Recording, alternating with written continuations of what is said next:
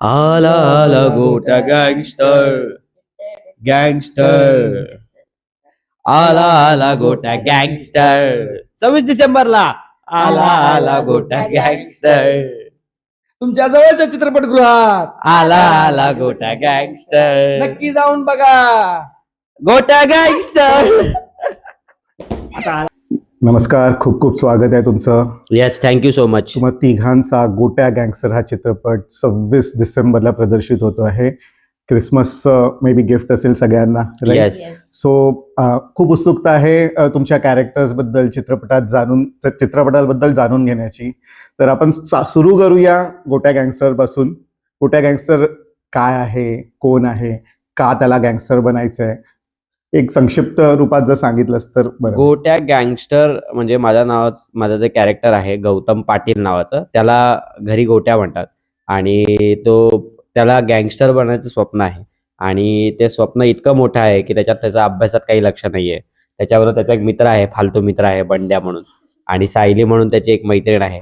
या तिघांना म्हणजे आम्हाला दोघांना बेसिकली गँगस्टर बनायचं आहे. आमचा एक आयडॉल आहे जो चिमण भाई आहे, जे मोहन आगाशेचं म्हणजे मोहन आगाशे ज्यांचा रोल करत आहे तो चिमण भाई. आणि तो चिमण भाई आम्हाला चिमण भाई बनायचं असतं आणि त्या चिमण भाई बनण्यासाठी आमची जी जर्नी आहे म्हणजे बेसिकली काय, आम्हाला असं वाटतं की सगळ्यात उच्च पद जे आहे ते समाजात गँगस्टरचं असतं असं आम्हाला वाटत असतं आणि ते पद आम्हाला मिळवायचं आहे. त्याच्यामुळे आपल्याला आधी तर काय काय करावं लागेल. म्हणजे बेसिकली या फिल्ममध्ये आम्ही एक किडनॅपिंग करतो. ती कोणाची करतो ती तुम्हाला कळेलच, पण आम्ही किडनॅपिंग केल्यानंतर काय कांड होतात हे या फिल्ममध्ये आहेत. आणि इतकी म्हणजे मी आता काही रिव्ह्यूज बघतो आहे गोट्या गँगस्टर बद्दल, तर उगाच लोक त्याला ॲडल्ट फिल्म म्हणून एक उगाच काहीतरी गोट्या नाव ठेवलंय म्हणून काही लोक बोलत आहेत.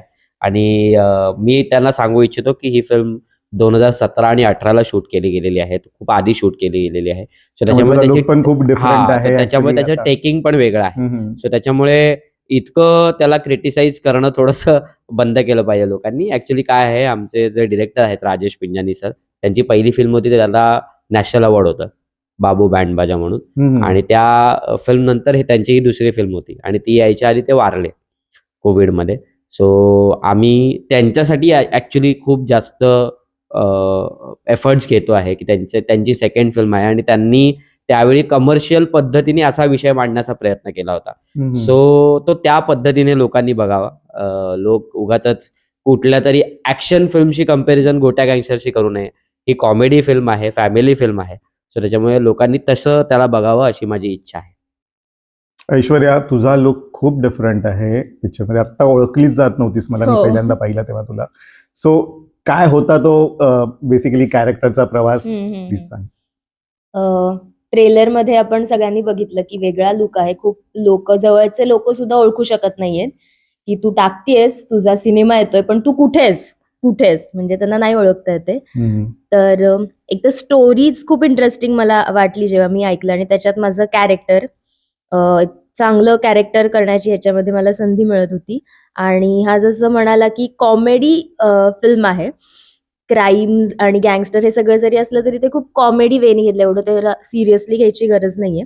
पण त्याच्यामध्ये हे दोघंही खूप कॉमेडी करण्याचा प्रयत्न करतात आणि मजा करतात. म्हणजे कॉमेडीच आहे. यांनी खूप छान प्रयत्न केला त्याच्यात, खूप छान कॉमेडी यांनी केली आहे.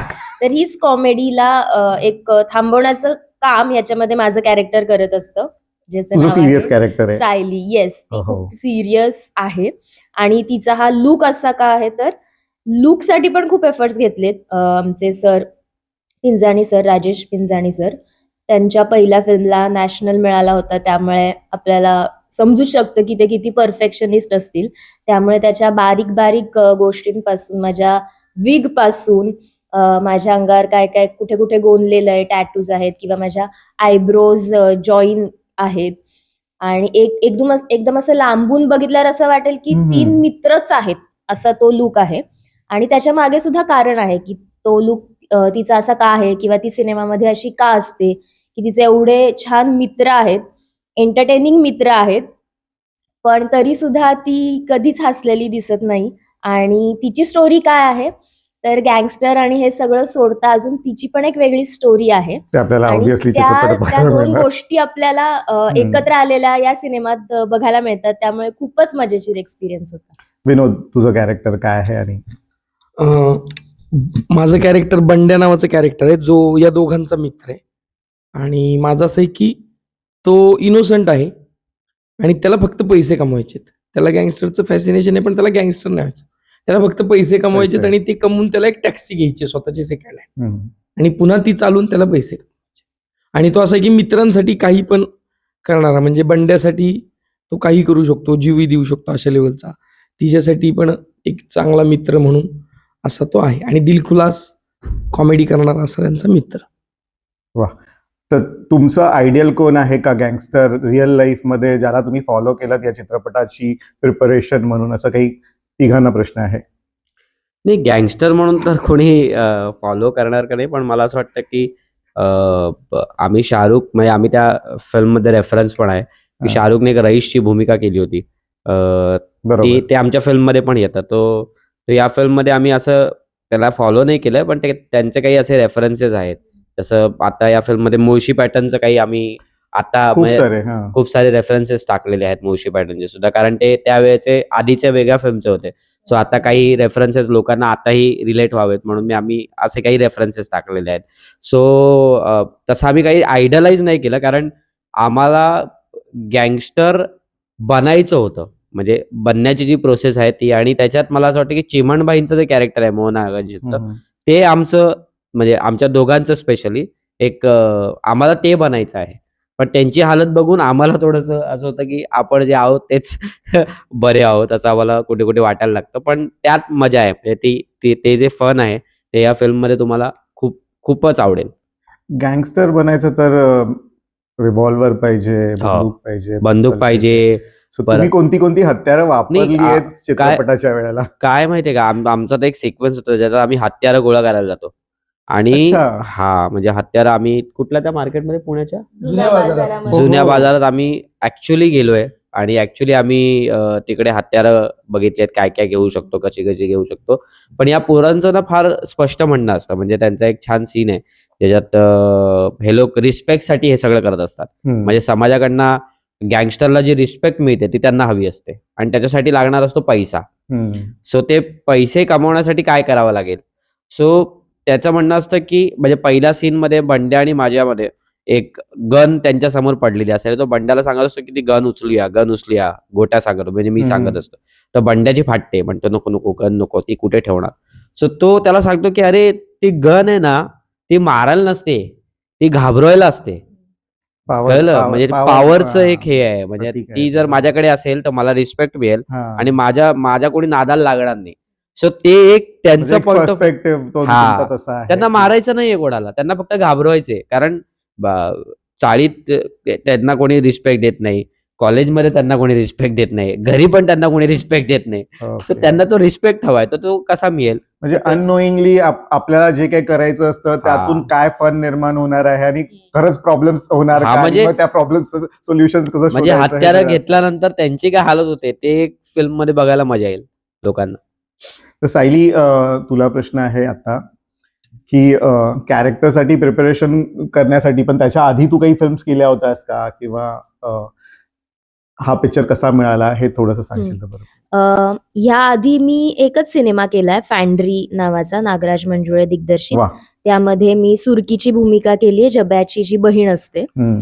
आणि बाकी मी लहानपणापासूनच आहे, म्हणजे बालनाट्यापासून माझी सुरुवात झाली पुण्यामध्येच, कॉलेजमध्ये, शाळेमध्ये. आणि मग मी ललित कला केंद्रातून माझं थिएटरमध्येच ग्रॅज्युएशन कंप्लीट केलं आणि त्याच्या एंडलाच असताना मला हा सिनेमा मिळाला. अच्छा, मी प्रश्न So- विचारणार होतो, तू कितवीला आहेस आता?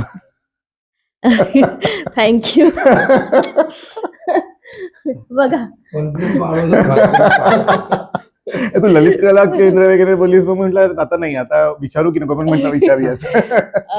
नाही, सो माझं ग्रॅज्युएशन झालंय आणि तेव्हाच मला हा सिनेमा मिळाला. म्हणजे आय थिंक लास्ट इयरला असतानाच टुवर्ड्स एंडच मी याचं ऑडिशन दिलं पुण्यामध्येच आणि ऑडिशन थ्रूच मला हा सिनेमा मिळाला. त्यानंतर बबन या सिनेमामध्ये मी एक आयटम सॉन्ग केलंय, मी डान्सर पण आहे. ओके. येस. आणि मग त्यानंतर ऍक्च्युली हा सिनेमा खूप इम्पॉर्टंट होता किंवा आहे माझ्यासाठी, कारण यामध्ये खूप चांगलं प्रॉमिनंट कॅरेक्टर होतं आणि ह्याची खूप मी वाट बघत होते. त्यानंतर मी बरीच कामं केली. नाटक केलं, पाणी, गोंधळ, अजून 1-2 सिनेमे केले. वा. आता पुन्हा सही रे सही आणि तू तुम्ही मी हे नाटक करतेय. पण ह्या सिनेमाची खूप वाट बघत होते.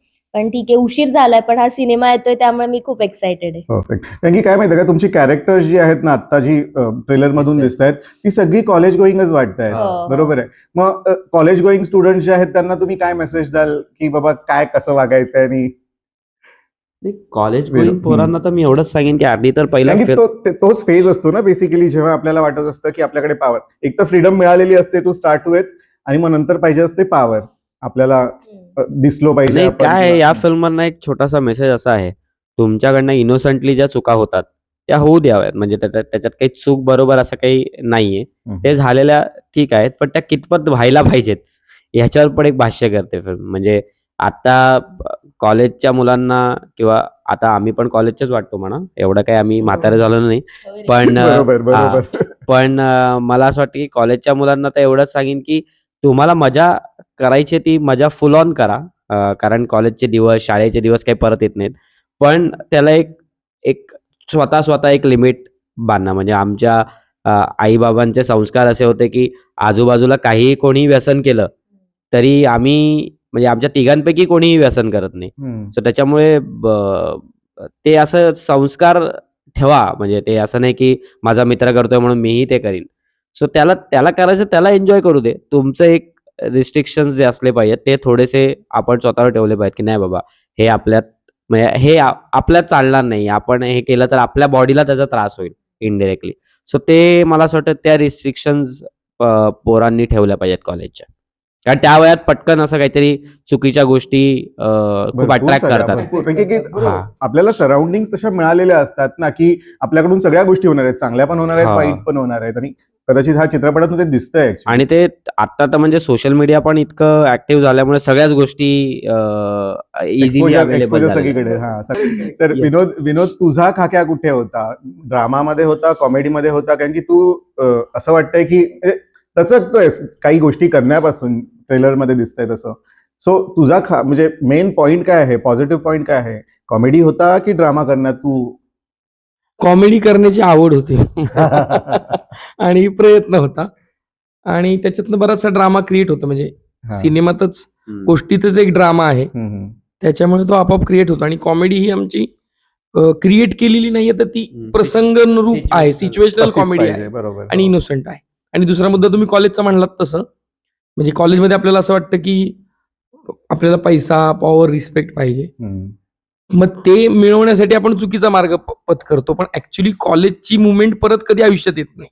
आणि त्या 5 वर्षात आपण किती जास्त अभ्यास करतो, स्वतःला किती ग्रूम करतो, किती नवीन गोष्टी करतो, हम्म. ती पॉवर पुढची 50 वर्ष तुम्हाला पॉवर देते. बरोबर. चुकीच्या गोष्टी करून मिळालेली पॉवर हार्डली 5 मिनिटं, 5 तास, 3 क्षणिक तास आहे ती, बरोबर. क्षणिक असते. त्याच्यामुळे लॉंग टाईमचा विचार करा आणि ती प्रत्येक मुवमेंट जगली पाहिजे. म्हणजे भांडणं पण थोडी केली पाहिजे, राडा केला पाहिजे, थोडी मारामारी पण केली पाहिजे. पण त्याचबरोबर आपल्या आयुष्याला घडवणाऱ्या गोष्टी, भविष्य हो. घडवणाऱ्या गोष्टी, म्हणजे शिकलं पाहिजे, नॉलेज गेन केलं पाहिजे, हे पण त्यावेळी केलं पाहिजे. आणि चांगली गोष्ट, जसं आता सिनेयुगचं चॅनल चांगलं आहे म्हणून मी तो फॉलो करतो. हम्म. तुम्ही चांगल्या कंटेंट क्रिएटरलाच फॉलो करता ना, बरोबर. वाईट कंटेंट क्रिएटरला फॉलो करता का? चांगले सिनेमे बघता, चांगले ऍक्टर्स तुम्हाला आवडतात, वाईट काही आवडत नाही. तसंच सेम आहे, ज्या चांगल्यात त्या गोष्टी फॉलो केल्या पाहिजे. दुसऱ्याच्या चांगल्या गोष्टी फॉलो करा, वाईट गोष्टी सोडून द्या. आता इथे तुलाच प्रश्न विचारेन पुन्हा, तिघांना आहे हा प्रश्न. आणि कधी कुठल्या गँगस्टरचा आदर्श असू नये असं मला हो. वाटतं. कधीच नाही. तर तुम्हा तिघांना प्रश्न आहे. ट्रेलर मधून आम्हाला दिसतंय गोट्याचे आई वडील दिसत आहेत. सो आई वडील हा प्रश्न पर्सनल असणार आहे खूप, तर तो पर्सनल पॉईंट ऑफ व्ह्यूनेच घ्या, की आई वडील काय रोल प्ले करतात जेव्हा तुम्ही कॉलेजमध्ये असता किंवा जेव्हा तुम्ही शेप होत असता बेसिकली या गोष्टीत, तर तेव्हा आई वडील काय रोल प्ले करतात? प्रत्येकाने आपापल्या पॉईंट ऑफ व्ह्यूने सांगा. काय रोल प्ले करतात म्हणजे आई-वडील- त्यांचा हां, दृष्टिकोन का? त्यांचा दृष्टिकोन म्हणजे ते प्रत्येक वेळेला आपल्याला सांगत असतात की बाबा चांगलं वाग किंवा हे, आपण तसं वागतोय का, किंवा आपण म्हणजे डायनामिक्स वेगळे असतात ना, कारण की आपण ज्या एन्व्हायरमेंटमध्ये असतो आणि आई वडील ज्या एन्व्हायरमेंटमध्ये आलेले असतात खूप डिफरंट असतो. एज गॅप असतो, बरोबर, 100% जनरेशन गॅप असतो. मग आई वडील काही ना काही आपल्याला उपदेश करत असतात, ते 100% आपण किती घेतो, मला तुम्ही रिअल मला लाईफ मध्ये वाटतं किती घेताय? एज गॅप किती जरी असला, म्हणजे अगदी इसवी सन पूर्वीच्या काळापासून काढून तुम्ही काल परवाच्या आजपर्यंतच्या जरी आई-वडिलांशी बोललात, तरी त्यांच्या 2च बेसिक गोष्टी असतात. एक तर माझ्या मुलांनी कुठल्याही वाईट मार्गाला जाऊ नये आणि दुसरं माझ्या मुलाला कोणी नावं ठेवू नये आणि माझ्या मुलांनी चांगलं त्याचं करिअर चांगलं करावं. म्हणजे आता आमच्या काळात तर खूप असं होतं की नोकरी करा, नोकरीच करा, बिझनेस पण खूप नंतर. पण नोकरी करा किंवा काहीतरी चांगले पैसे कमवा. म्हणजे आपलं भलं व्हावं यासाठीच ते प्रयत्न करत असतात.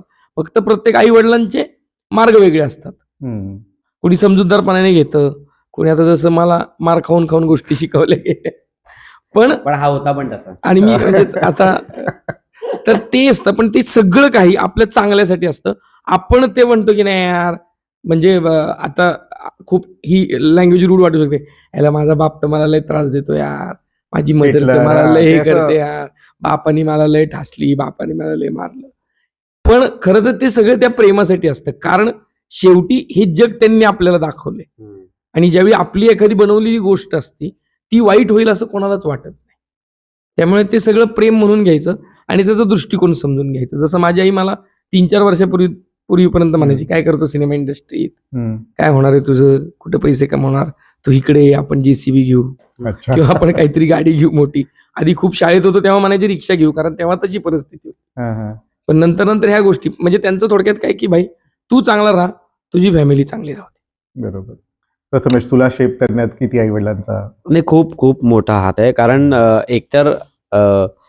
एकतर एकांकिका करणारी पोरं किंवा नाटक करणारी पोरं असं म्हटल्यावर घरी एकतर पहिलाच नकार असतो आणि त्यांचं असं असतं की ह्याने काही घडणार नाही त्याच्यापेक्षा. कारण काय असतं, आमच्या एकांकिकेच्या रिहर्सल्सच 12-12 तास चालायच्या. बरोबर. आम्ही कधी-कधी 2-2 दिवस घरी नाही जायचो. सो शेजारचे आमचे सॉलिड होते. त्याच्यामुळे शेजारचे आईला बाबांना काही ना काहीतरी सांगत असणार नक्कीच, की तुमचा पोरगा वायात जातोय, हेच जातोय, तेच जातोय. पण जेव्हा मी BP नावाची एकांकिका केली होती, ज्याच्यावर सिनेमा झाला बालक पालक. बरोबर. हा. ती एकांकिका होती आणि ती INTला जिंकली होती आणि तेव्हा माझं पहिल्यांदा पेपरमध्ये नाव आलं होतं, की मग ते पण असं 4थं-5वं वगैरे नाव होतं. म्हणजे या एकांकिकेत ही पोरं होती, असं हा, एक हा, नाव हा. असतं. मला काही त्यावेळी प्राईज वगैरे मिळालं नव्हतं. पण एकांकिका पहिली आली होती आणि माझं त्याच्यात नाव आलं होतं फक्त आणि आमचा एक फोटो होता ग्रुपचा. त्याच्यात मी काय एज होतं तुझं त्यावेळेला? त्यावेळेला मी फर्स्ट इयरला होतो डिग्रीला. हां. 17, 18? हां, 18 वगैरे असेन मी. सो त्यावेळी त्यांना असं झालं, की नाही बॉस, आपला पोरगा खरंच काहीतरी सिरियसली करतोय आणि तोपर्यंत त्यांचं असं होतं, की तू कर नाटक वगैरे काही प्रॉब्लेम, पण अभ्यास पण कर. म्हणजे पासही हो आणि छान मार्कही काढ. मग मध्ये तुला जर जॉब करता आला तर जॉबही कर. कारण पैसे आणि बाकी सगळ्या गोष्टी पण घरी द्याव्या लागायच्या त्यावेळी. सो त्याच्यामुळे ते मला असं वाटतं, की त्यावेळी जर त्यांनी एक डिसिजन घेतला नसता त्यांच्यात दोघांमध्ये, तर मला कदाचित ॲक्टर म्हणून त्यांनी एवढं सूट दिली नसती, की तू जाऊन कर बिंदास बालक-पालक म्हणजे BP एकांकिका झाल्यानंतर. कारण एखादी एकांकिका हिट तर खूप लोकांची होते, पण त्याच्यानंतर काय? पुढे काय? सो ते पुढे त्यांनी कॉन्फिडेंटली, कारण त्यावेळी काय होतं, माझ्या डिग्रीची फी जी होती ती ₹20,000 होती. म्हणजे पहिल्यांदा मी SFC म्हणजे सेल्फ फायनान्सिंग कोर्स असं काहीतरी त्याचा प्रकार असतो. तर तो BBI म्हणून एक कोर्स मी करत होतो, अच्छा. Bank and insurance. तर त्या कोर्सची फी ₹20,000 होती. सो ते 20 असे ₹60,000. सो ते ₹60,000 जे आई-बाबांनी भरले होते, 3 वर्षाचे. ते मला असं होतं, की त्याच वर्षात मी बरोबर नाटक करत होतो आणि त्याच वर्षात मी लोकांपर्यंत पोहोचत पण होतो, फेमस पण होत होतो. सो ते असं होतं, की ते आधी पहिलं तर ते 60,000 परत द्यायचे आपल्याला. कारण आपण काही तसं कॉलेज नीट फारसं अटेंड करू म्हणजे मी पास झालो, बरोबर. पण मी अटेंड नाही करू शकलो किंवा मी त्याच्यात आता काही करियर नाही करू शकत. सो पहिलं तर म्हणजे पहिली गोष्ट मी ही केली पहिल्या इन्कममधनं, की माझे पूर्ण पैसे मी त्यांना रिटर्न करून टाकले, की बाबा रे हे ₹60,000 होते, तर हे ₹60,000 आणि ते पण त्यांच्याकडनंच इन्व्हेस्ट केले होते. हां, त्यांनी इन्व्हेस्ट केलं. ते पण त्यांच्याकडनंच माझ्या डोक्यात आलं असेल. मग ते जे लोकांबरोबर राहायचे, जसे राहायचे, की कोणाकडनं पैसे घेतले, की परत करून टाका त्याचे. सो ती जी मेंटॅलिटी होती, इनडायरेक्टली संस्कार करणं जे म्हणतात ना, ते आई-बाबां थ्रू खूप झालेलं आहे. सो त्याच्यामुळे त्यांचा तर म्हणजे त्यांच्यामुळेच मी आहे. म्हणजे ॲक्टर म्हणून तर नंतरची गोष्ट, पण माणूस म्हणून पण मी त्यांच्यामुळेच घडलोय. वाह, वाह! ऐश्वर्या? माझं म्हणजे आई-बाबा तर आहेतच, म्हणजे ते पहिल्यापासून होतेच, अजूनही आहेच. पण माझी स्टोरी अशी आहे की मी या क्षेत्रामध्ये माझ्या आजीमुळे आले.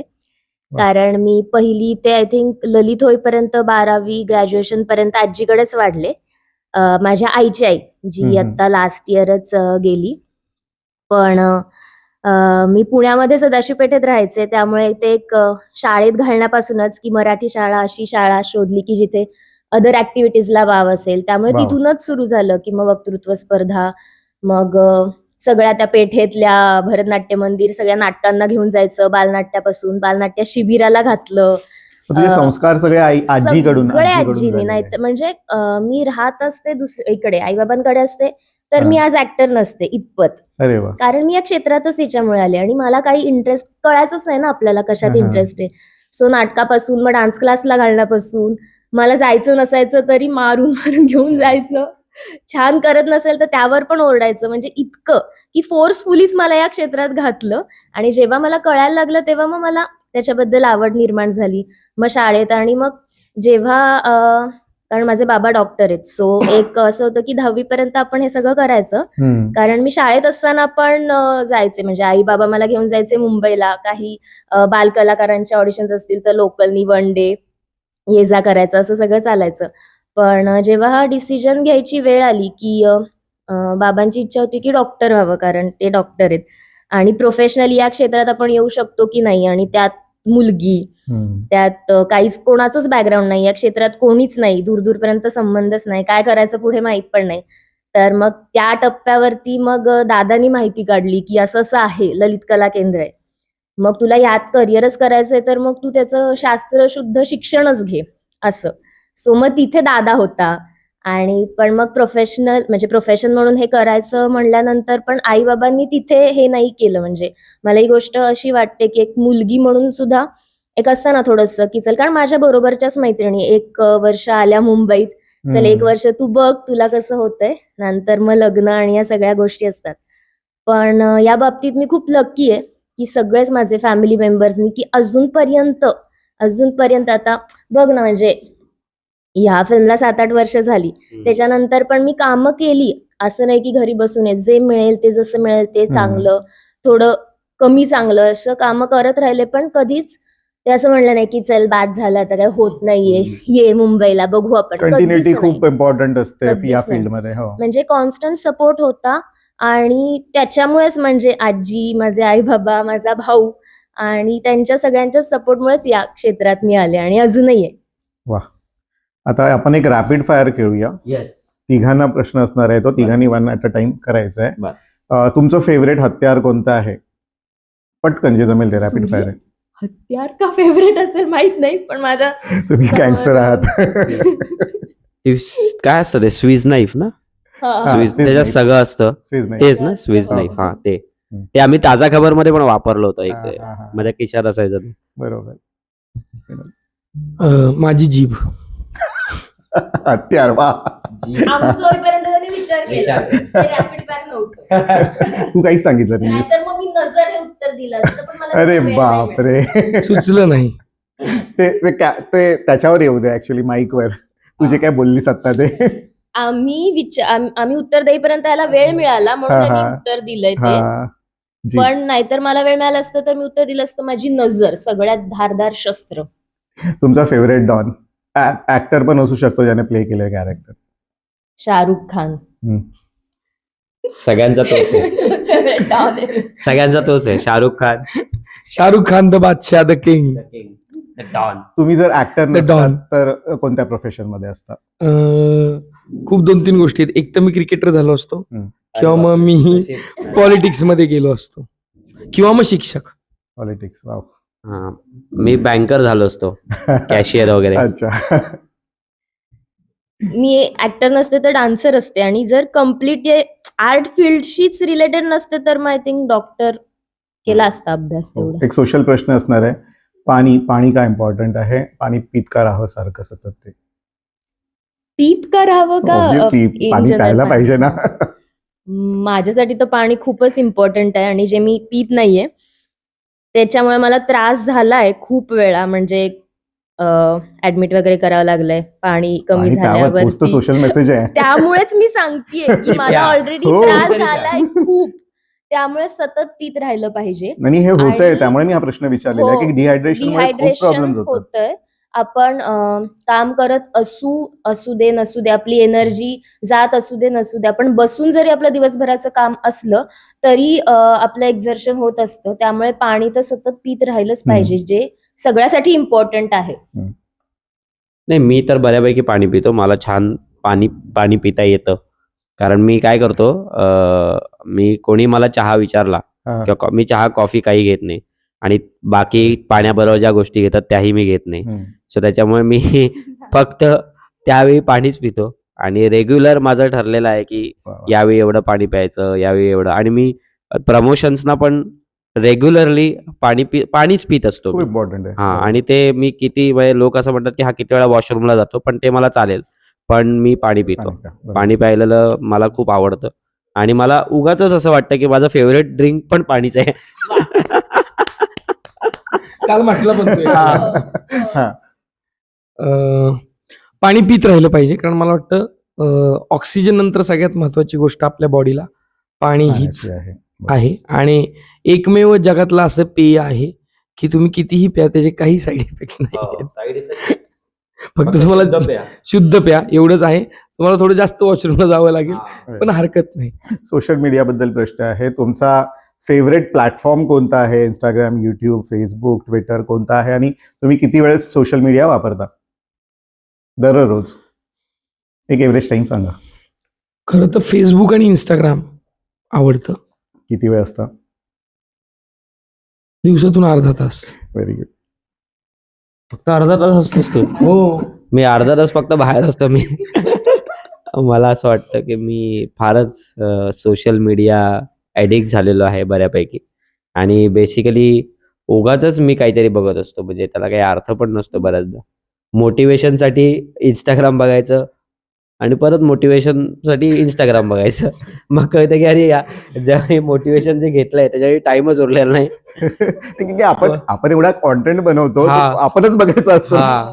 म्हणजे Instagramमुळे ॲक्चुअली खूप वाईट हां. सवयी लागल्यात. कारण Instagramवर आता बऱ्यापैकी कंटेंट लोक बनवतायत, वेगवेगळ्या प्रकारचे ट्रेंड्स सारे, वगैरे फॉलो खूप सारे, करतात बरोबर. आणि मजा येते. म्हणजे असं बघायला वगैरे मजा येते. पण नंतर कळतं की अरे त्याच्यामुळे काम राहिलेलं आहे. सो ते काम करणं पण मला असं वाटतं की सगळ्यात मला आवडणारं प्लॅटफॉर्म कुठला असेल तर YouTube आहे आणि बेसिकली त्याच्यात जे पॉडकास्ट वगैरे हम्म. जे सुरू असतात बरोबर. त्याच्यातनं खूप शिकायला मिळतं आणि ते पॉडकास्ट म्हणजे मी Instagramवरनं जेव्हा मला वेळ मिळतो, म्हणजे मी बिझी असतो खूप Instagramमध्ये, तर जेव्हा मला वेळ मिळतो कहाँ चल रहा है Instagram पे चल रहा है. तर जेव्हा मला वेळ मिळतो, जेव्हा मी काहीतरी खात असतो किंवा मी काहीतरी ॲक्टिव्हिटी करत असतो दुसरी, तर मी एक पॉडकास्ट लावून मस्त ऐकत असतो. सो ते प्लॅटफॉर्म मला खूप आवडतं. ऐश्वर्या.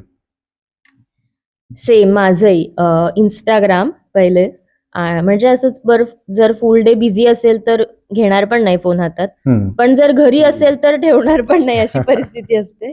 आणि माझे सेम Insta आणि YouTube. Instaवर फार नाही, म्हणजे रील्स वगैरे इतके नाही मी बघत. आपण स्वतःनी काय कंटेंट टाकला तर तो सारखा बघणं होतं. पण YouTubeवरती मी पण भरपूर इंटरव्ह्यूज बघत असते आणि स्टँडअप जरा सध्या एक वेड आलंय माझ्यात वा वा. स्टँडअप बघण्याचं. त्यामुळे काही म्हणजे माझं काम चालू असेल, आवरावर चालू असेल, दुसरंही काही चालू असेल तरी एक ते चालू असतं YouTube. कानावर पडत असतं सारखं. आणि हास्यजत्रा हो. हास्यजत्रा. YouTubeला हास्यजत्रा बघतो. मराठीसाठी हास्यजत्रा नाही. तर आता जाता जाता आपण सगळ्या गँगस्टर्सना, हे जे प्रेक्षक आहेत नाही का, हे गँगस्टर्स आहेत, ते आपला पिक्चर हिट करायचा काय करायचं ते ठरवतात. त्यामुळे त्यांना जाता जाता काय मेसेज द्याल? मला असं वाटतं की मराठी सिनेमाचा कोणी गँगस्टर असेल तर तो प्रेक्षकच आहे ॲक्च्युअली. कुठला सिनेमा चालवायचा, कुठला सिनेमा नाही चालवायचा हे प्रेक्षकच ठरवतो. आणि हा सिनेमा मी जेन्युइनली सांगतो, हा खूप मनापासून राजेश पिंजानी सरांनी करायचा घाट घातला होता त्यावेळेस आणि तो आता कंप्लीट झालेला आहे आणि तो 26 डिसेंबरला येतो. याचा सगळ्यांना आनंद आहे, आमच्या सगळ्या टीमला. आणि हा आनंद आम्हाला असं वाटतं की तुमच्यापर्यंत पोहोचावा. तुम्ही तुमच्या फॅमिलीला घेऊन जा, लहान मुलांना घेऊन जा, मोठ्यांना घेऊन जा. गर्लफ्रेंड असेल तर गर्लफ्रेंडला घेऊन जा, बॉयफ्रेंड असेल तर बॉयफ्रेंडला घेऊन जा, नसेल तर दुसऱ्यांच्या घेऊन जा, पण घेऊन जा. आणि हा सिनेमा जास्तीत जास्त लोकांपर्यंत पोहोचवा. कारण हा सिनेमा मला असं वाटतं की एक वेगळी कॉमेडी लोकांसमोर आणणार आहे. कारण बऱ्याचदा जी मराठीत मला असं वाटतं जनरली होत नाही आणि अशा विषयावर तर होतच नाही. म्हणजे प्रेमाची कॉमेडी झालेली आहे, अडल्ट कॉमेडी मीच खूप केलेली आहेत अशा गोष्टी. हम्म. पण ही जी कॉमेडी आहे, की असं काहीतरी लोक म्हणजे अशी कार्टी आहेत, जी असं काहीतरी गँगस्टरगिरी करू पाहत आहेत आणि त्याच्यातनं होणारा जो ह्युमर आहे, तो मजेशीर असणार आहे. सो त्याच्यामुळे प्लीज जा आणि थिएटरमध्ये जास्तीत जास्त संख्येने लोकांना घेऊन जा आणि हा सिनेमा नक्की एन्जॉय करा. खूप खूप धन्यवाद. ऑल द बेस्ट तुम्हा सर्वांना. Thank you Thank so you. Much.